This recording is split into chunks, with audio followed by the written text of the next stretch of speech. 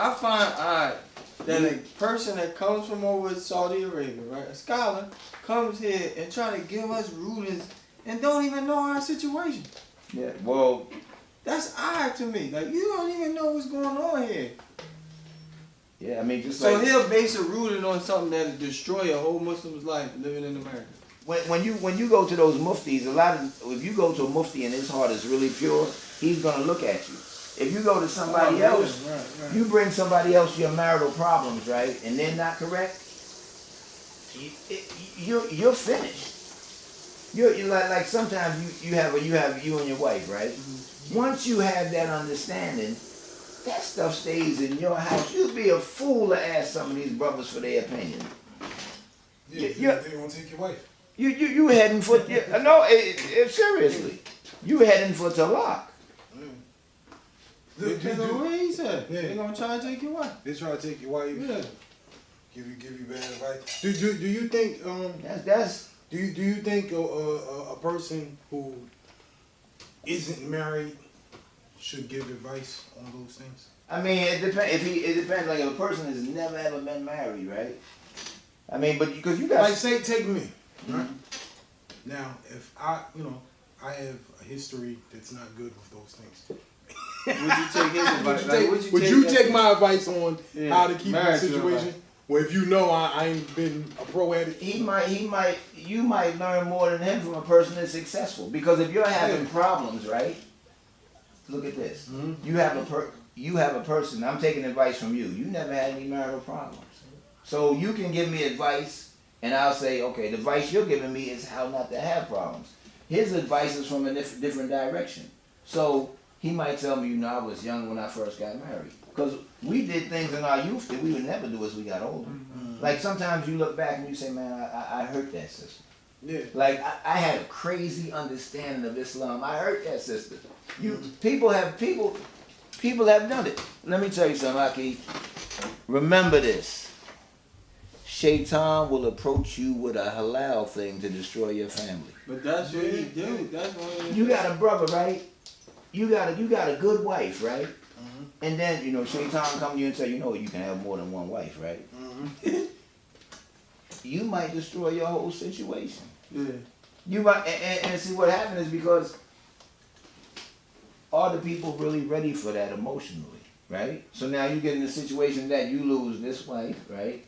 Then you lose that wife because they're fighting, right? Then the children suffer because now the parents are in different households.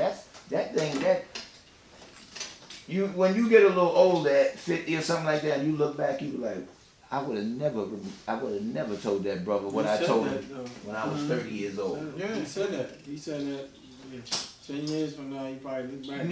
You look back, and the scholars change their rulings. They look back and say, "Oh my God," like they go looking for a guy. Where's that man? I just gave a ruling to it.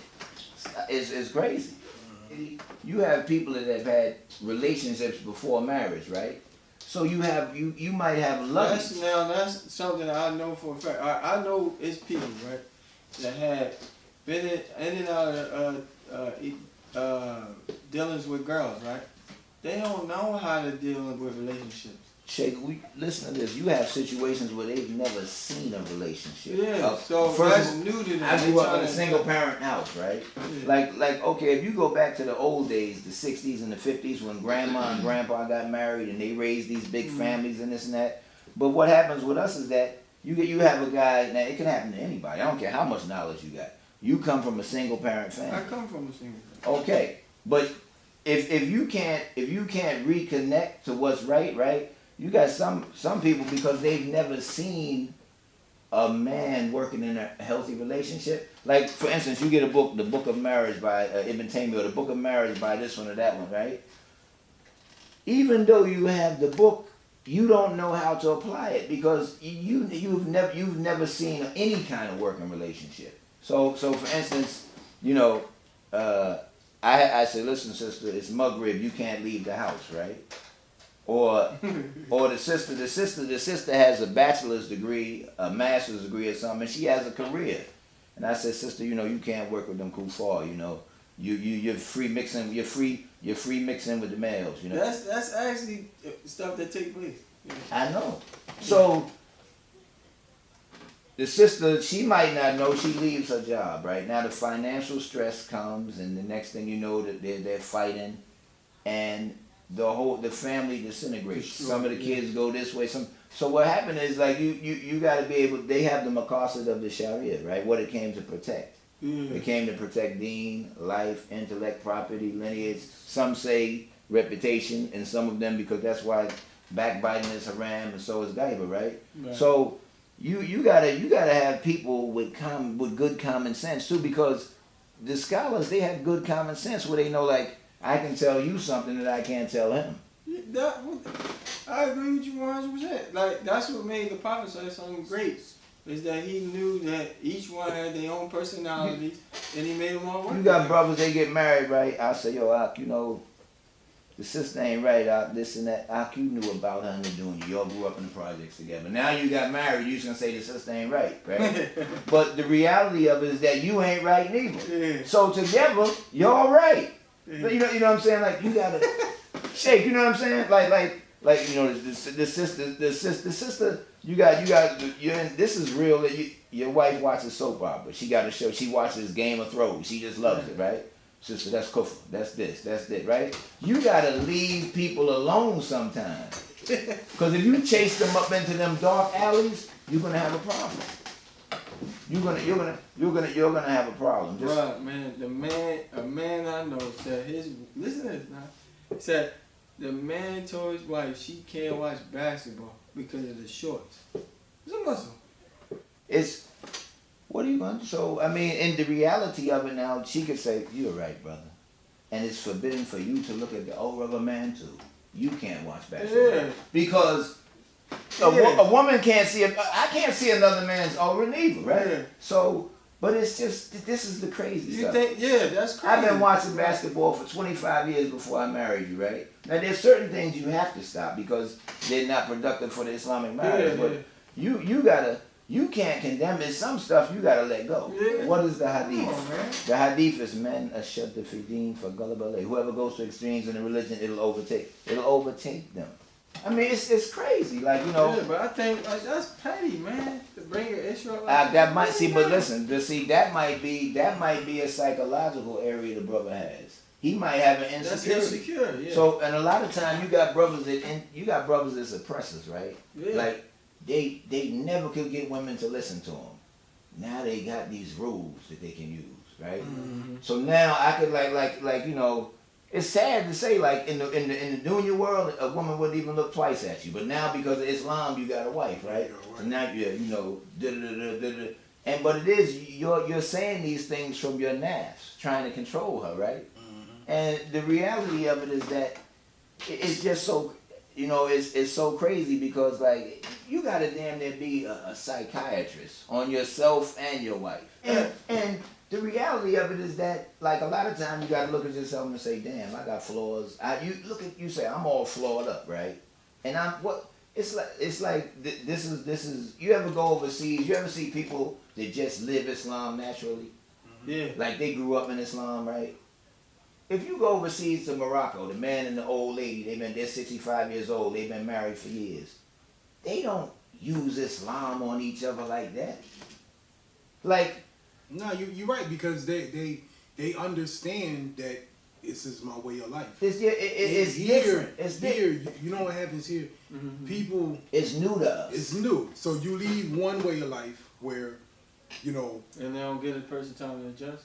No, it's not that they themselves don't understand how to adjust. Yeah. So if you live one life where, you know, I might party and, you know, I got a boyfriend, I got a girlfriend, whatever it is. Right. And then your assumption is when I become a Muslim, now I have to be living like this. You know what I mean? I don't live like this no more, I live like this. And then if I ever go back down to this, even for a minute, then you know, it's an indication of my iman. And you know what I mean? So we have to get to this level in order to be Muslims. So I have to look the part, I got to dress the part, I need to talk the part, and I need to have my kids have the part too.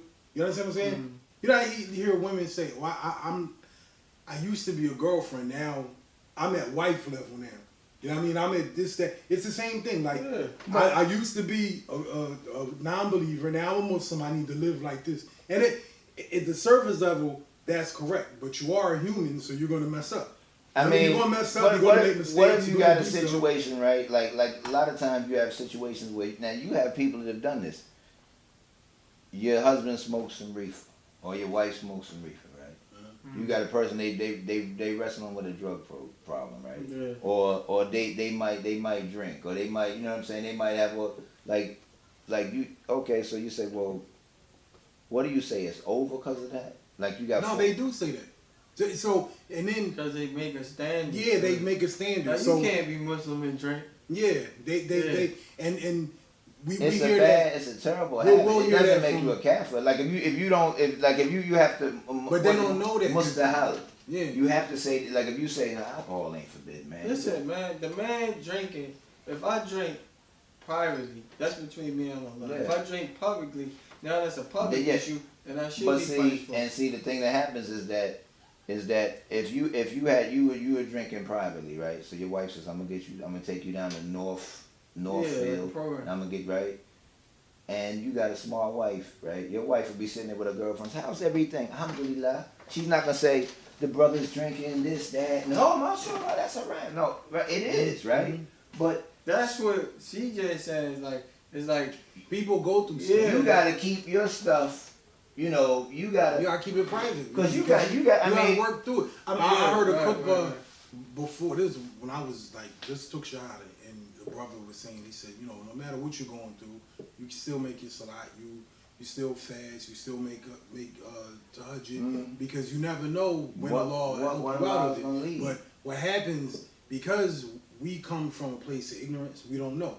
It's the same thing with people in the church and stuff. So when the people that's viewing you, they'll look at it and say, all right, well, how come the Muslims do this? Like I've had this happens to me all the time. They say, you're a practicing Muslim. That's my answer that today. I seen that post where the sister said 95% of the men that try to talk to me are Muslims. Yeah, right? But the thing is, I understand where she's coming from. Where she feel like, all right, well, y'all shouldn't be doing it. Yeah. My response is, why not? Why can't he talk to you? Why can't he try to holler at you? Mm-hmm. But because the perception is y'all are supposed to be like, y'all supposed to be perfect. You know what I mean? Y'all our character. He might be trying to approach her for marriage the only way he knows how. You know what I'm saying? Yeah. But we don't get that because it's a twofold thing. It used to be, how they always say, it used to be that when you went into the street, you saw a Muslim,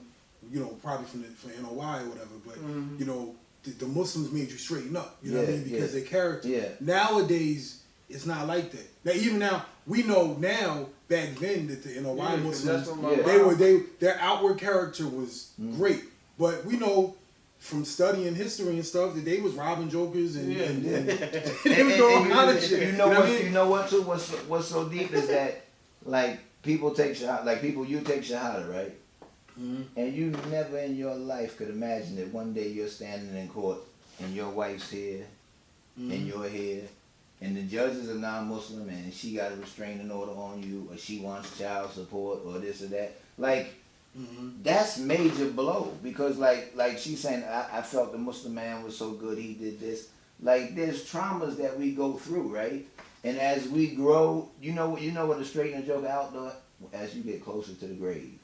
Mm-hmm. As you get closer to the grave, you start because we go through stages. And this is something we always say. Check this out. We said, all our Islam is above ground. Mm-hmm. You never hear people talking about the grave and life after death and this shit. Like really, really focusing on the fact that we're gonna die. We went down to that we went down to that graveyard again and again and again. Look at the reminders Allah's given us, the grave. But we don't think about that. Yeah. Like we have such a limited amount of time here. So I got a beautiful wife, right? The little bit of time we have, we're in child support, with this, with that. Then I marry somebody else. Most of my time in the dunya is caught up with marrying, divorcing, fighting, this, that. Like you making tawafa, it's crazy. And then what we should the grave will humble you, like, you'll look at your wife with mercy. like one thing and she's out. Yeah, because whether you like it or not, one day you're going to be leaving. You might be sitting there one day in a wheelchair and she got to help you go to the bathroom and clean you up. That's real. You know what I'm saying? Like we don't think about that. You might have a stroke, right? And then your wife got to help you go to the bathroom and wash you. Now that big brother is around to go out the Maghrib. Yeah, the macho guy. Yeah, she can say, it will stop me. But she might just show mercy to you because you were merciful to her. And then she might, just like, you know how sometimes brothers will leave sisters and get another wife? What if you get sick and she says, he can't give me what I need anymore, and and she leaves you in the wheelchair? We would sometimes, brothers would never want done to them what we do to these women. Yeah. We would never want that done. And then they just supposed to take all that pain and live with it. Well, that's the dean's sister. I got another wife. Like, how do you do that? And then what happened is 10 years later, you look back and say, there's no way I should have did it like that. Yeah, I actually heard people say that. Like, and then you be like, damn, my little wife, she used to cook for me, clean for me, this and that. She used to be ironing my clothes. And then I come home one day and tell her, I want another wife. And it just crushes her. And then you get the other wife, and you with her for 18 months, and then that's over. And then and Shaitan just came to you with something halal, right? So yeah, and look, if we were driving through an area, right? We ride into an area, and we see the foundation for a house, and then the frame and the door, and then it stops. Then we see another house, and it's a foundation for the framing. And as we're riding down the road, we're saying, what's going on here? Then we get to the last house. We see this guy. He sets the foundation. He puts the frame. And right when he almost has the house complete, he leaves and goes to another house. The man never completes nothing. Yeah. Like a lot of cats, when they got this unrealistic view of marriage. Like when you see problems, you run. Yeah. You gotta. Bro, I can tell you. Cause you're talking, and then that shit hit home to me. Cause I went through it. Yeah. So if you don't know until you mature, you know what I'm saying. So when you mature, you look back, you're like, damn, I could have did that differently, or I should have did. But you don't know because you do come up like it's not really. It's not that it's unrealistic. You can't see everything. You don't see that far ahead. Yeah. You see what I'm saying? Like I know for me, I'm 38, or about to be 39, but even 4 or 5 years ago, I didn't see what far you see ahead now. that I see now. Yeah. And I still can't see that far ahead. So the only thing you can do, you mess some shit up, you try to fix it. You know what I mean? Yeah. And then you pray to God you can recover. Yeah. I mean, so you got people that you hurt somebody, right? And they can't handle it mentally, and they go out there. And when I say, I don't just mean in the doing, you like they snap. Yeah. Like we had I don't even know, you don't want to. You have people that you ask them what happened. My wife left me. My husband left. You see them, they directing traffic and stuff. Everybody can't handle these blows. Sometimes the blow, like you think people can't get back up from some stuff. You put your whole life into this thing, and now it ended. You got to be strong, man. Yeah. I remember like my wife from before Rahim Allah Ta'ala, she died in 2012, right? We was fighting, huh? Yeah. When my wife died, we was beefing. Yeah. Yo, you know what that's like? I came in the masjid, it was like people standing around me that never, ever seen me. Talking about he's bad, he's bad, he's bad. The sheikh told him, you don't know him, I know him. Sheikh Hatanani up beefing. Like you got situations when the jump, and I look back, I'm like, yo, when I say it's like, when you get the phone call, she died, right? And you like, damn, I wish I could have just talked to her before I died. Right? She died. Who been through that? Like that's real. And you don't know like what she might tell Allah subhanahu wa ta'ala. At the last moment. Yeah. So now you sitting there, you saying, yo, Sheikh, let me tell you something. In a million years, right? You think I thought she was gonna die? Yeah. Like when we got married, we had kids, this and that, and then she got sick and she had a disease. And then, you know, that was years ago, so I had a little younger mind, right? Yeah. Like now, I would have been like what I'm saying is that I would have understood the situation different. Now then what happened was you get people from the outside to get involved. For what? For what? Like they don't even know you. That's like if somebody like, you know, so what happened is you got some sisters around you, right? And they were divorced. So now they start telling you he's bad, he's this, he's that, right? And they don't even know you. Mm-hmm. They don't even know you. Yeah, they just got a perception of you. Yeah, and maybe from stuff that she said out of anger. And then the good sisters is like, no, don't, you know, that's your husband. Then the bad sisters is like, I mean, not bad that way, but just this is the humanness of human beings, right? Mm-hmm. And then you're sitting in a situation where you're saying, so, I mean, I'm talking about somebody leave this world and y'all ain't, you gotta be. Yeah, you don't have nothing, you can't reconcile. And you're a Muslim, you be like, oh my God. You know, and then later on, when you think about it, you say, you know, because when the soul leaves the body and when they hit that reality, they saying like, you know, mashallah, it's a new reality now. They're in the world of the barzakh.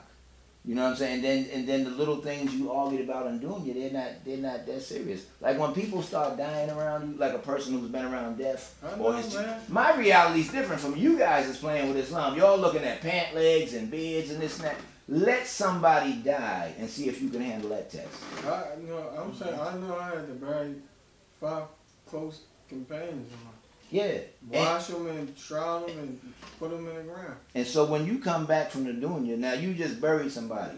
You sitting on the bed with your wife, right? You saying, this is the only girl I got in this world. Mm-hmm. So the other sister talking about, well, he need to give you more maintenance. We a team. And here's another thing when you talk about maintenance, right? Let's talk about that maintenance thing. My mother and father, right? They was married, they 40 years. I seen the best in the book do it. When if me and my wife is in a boat, right? And we cannot make it, I'm rowing. And the kids is in the boat. A real woman gonna grab them oars and row with you. She's not gonna, well, you know, according, I don't have to row. Yeah. She gonna make you row. She like for instance, like, and we can look at the kuffar, right? Hillary Clinton said, okay, you might have did this and that, but we ain't going down. Yeah. We're not going down, but like she could have said, I'm never messing with you behind Monica Lewinsky. They show us a sense of survival that we don't even understand. We gonna work past this. Me and you gonna handle this and that. She thinks she didn't bust Bill in the head with a glass or something, but they did that behind closed doors. Yeah, because publicly you don't want that to they have a different understanding. Now, I'm not going to go outside my circle and take some advice from some people that don't understand because you got people that got hidden jealousies. Like he said they want your wife. Mm-hmm. Or they want to see your situation crumble. And it's not, it's just a sickness from the heart. It ain't, you know, it's crazy. Yeah, the thing is, what I learned is when you start to look at it, like from that standpoint, like these are sicknesses, then you have more empathy. You know what I'm saying? Like I know when I was going through stuff, I didn't look at it like that then. But you learn. The crazy part is like when you 32 and 33, you think you're grown then. Like I did. I thought like at 33. Yeah, when that doing you hit you. Yeah, I thought I was mature.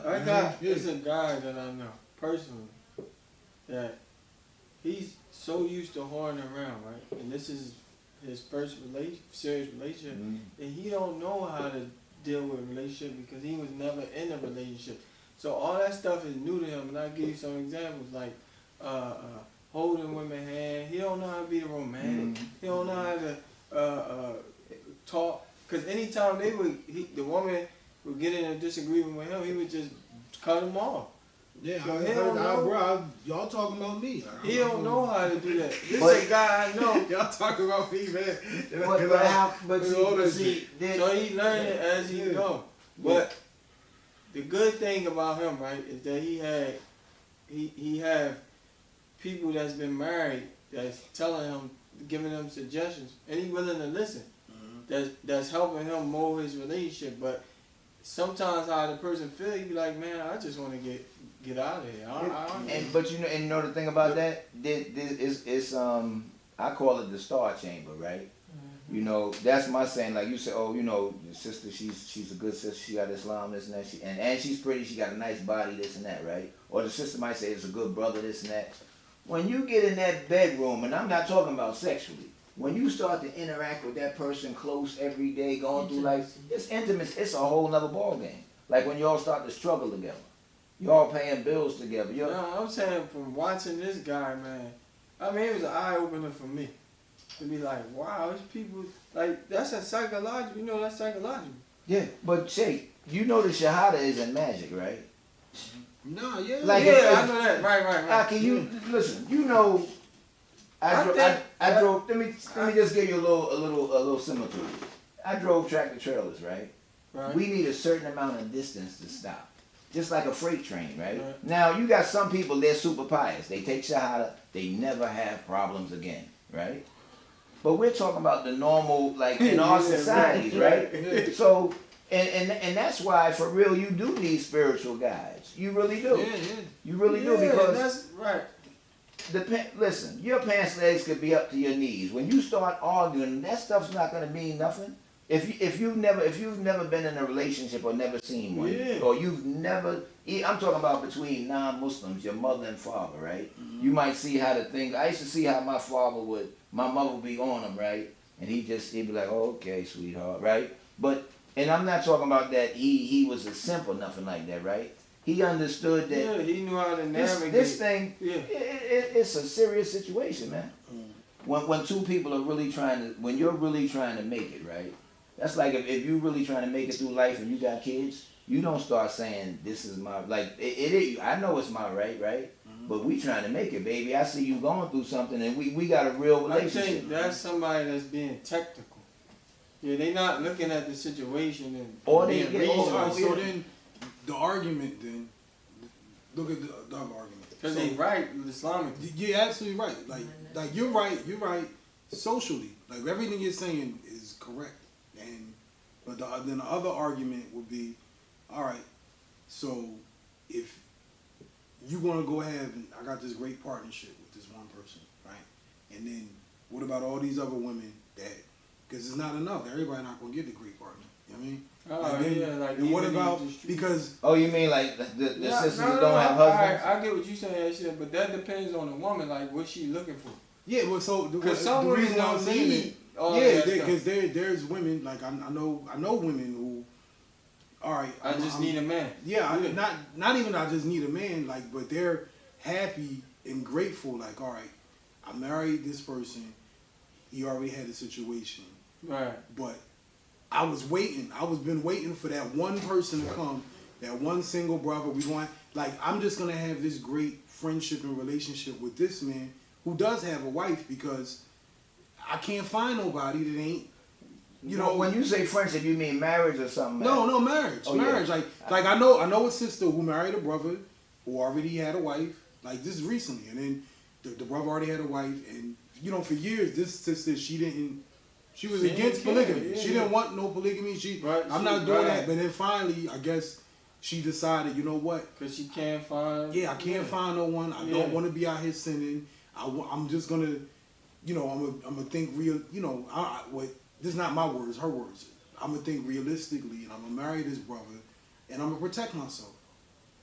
You know what I mean? Like, so that's the other. What about that? I mean, you have to do that. I mean, I think we're in a situation where you know, like when they say you have to work with what you got. Like if a sister, some sisters is like happiness is no price on it. No. So what happens if a person's cool with that, and they, you know, and the other wife is cool with that, and it's working out, it's fine, because people want to be happy, man. You know what I'm saying? The thing I just don't think there's a blanket response to everything. Yeah, no, there could never be. There's no one, and then also like.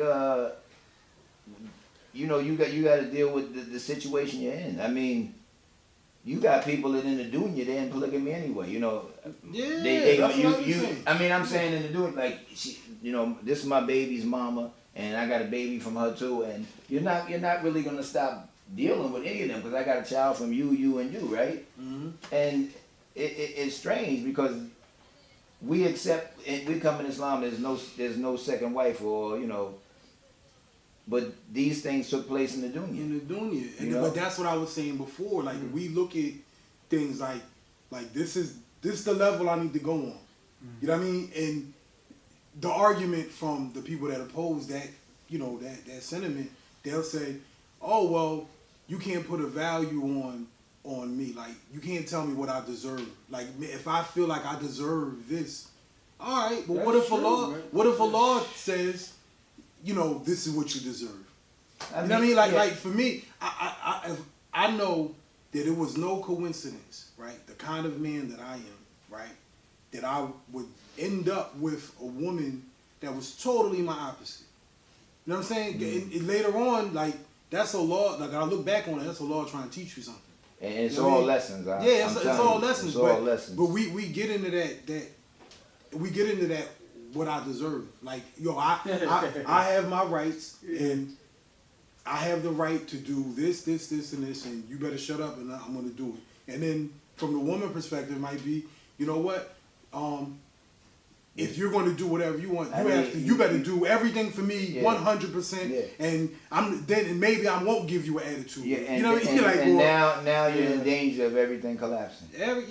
Yeah. I mean, it's like. So that's it. Like that would have you like, man. What's the point of even marrying you? And then So I mean, some people that have come to that decision. When you really trying to survive, like it's life or death. Like, you know, your wife know this is my guy. If he goes, we a family. It ain't like if he go, it ain't no thing. I got kids. It's gonna be hurt, right?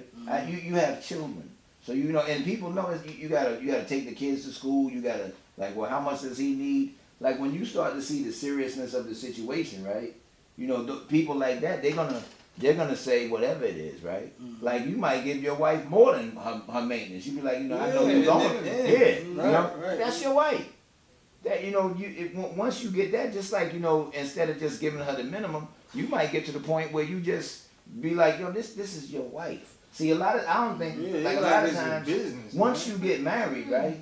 When you really get married, right? And your wife is down with you, like you're down with your wife, you might say, all bets is off, baby. We're trying to make it out this doom.